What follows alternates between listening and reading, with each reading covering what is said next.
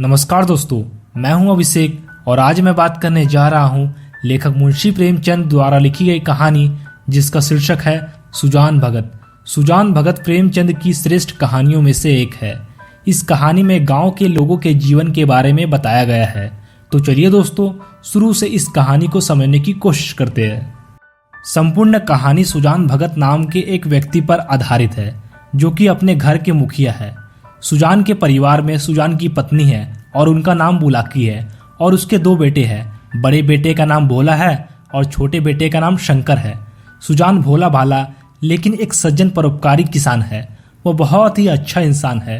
सर्दी, गर्मी, वर्षा, किसी भी मौसम में वह खेती बाड़ी करना नहीं भूलता।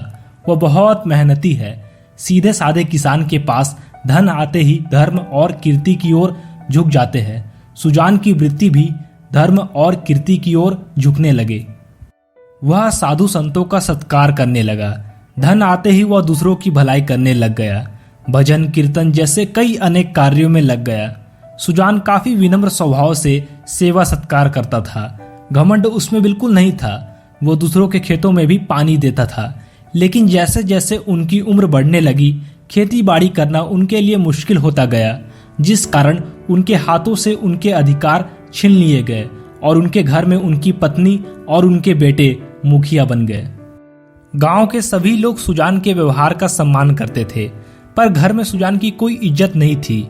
सुजान के बेटे उनकी बात तो मानते थे, पर किसी भी तरह का अधिकार उनके हाथों में नहीं था। वह किसी भी तरह का फैसला नहीं कर सकते थे। यहाँ तक कि जब एक बार एक भिखारी उनके द्वार पर भीख मांगने आया तो उनकी पत्नी और उनके बेटे उनको इतना भी अधिकार नहीं देते थे कि वो अपने घर में से कुछ भी उस भिखारी को भिक्षा दे सके। जबकि धन और संपत्ति सुजान का ही है। एक बार सुजान भगत पेड़ के नीचे बैठकर सोच रहे थे कि वह कोई अपाहिज तो नहीं है, घर का सब काम कर सकता है, फिर भी ये अपमान उनके साथ क्यों होता है?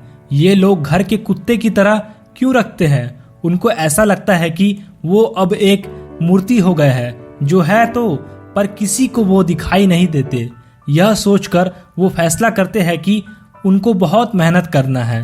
सुजान की पत्नी बुलाकी भी अपने बेटे का पूरा सहयोग करती थी, जबकि उनकी पत्नी बुलाकी ने देखा था कि सुजान कितना मेहनत करके इस मुकाम तक पहुंचा था। इतनी बेइज्जती के बाद सुजान से रहा ना गया। सुजान ने फैसला किया कि वह फिर से कड़ी मेहनत करेगा और अपने घर का अधिकार और सम्मान वापस पाएगा। करीब 8 महीने के लगातार परिश्रम से सुजान को सफलता मिली। उसने 8 महीने तक बहुत मेहनत किया। सर्दी, गर्मी, वर्षा, कोई भी मौसम हो, उस पर किसी भी मौसम का कोई असर नहीं हुआ और आखिरकार उसको अपना खोया हुआ अधिकार मिल गया। चैत्र का महीना था। खेतों में ढेर सारे अनाज थे। सुजान खेतों से अनाज काटता और उसके बेटे अनाज ले जाकर घर में रख देते थे। फिर सुजान को वही भिक्षुक मिला जो उसके द्वार से खाली हाथ लौटा था, जिसको भिक्षा देने के लिए उसके बेटे ने उसे मना कर दिया था। जब सुजान का अधिकार वापस प्राप्त हुआ तो भिक्षुक को सुजान ने बोला कि तुम जितना भी यहाँ से ले जा सकते हो लेकर जाओ, आज तुम्हें कोई भी नहीं रोकेगा।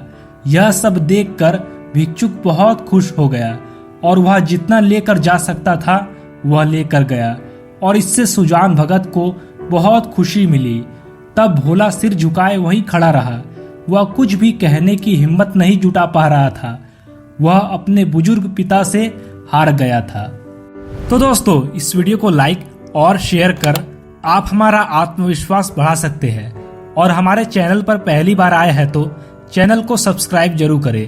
धन्यवाद।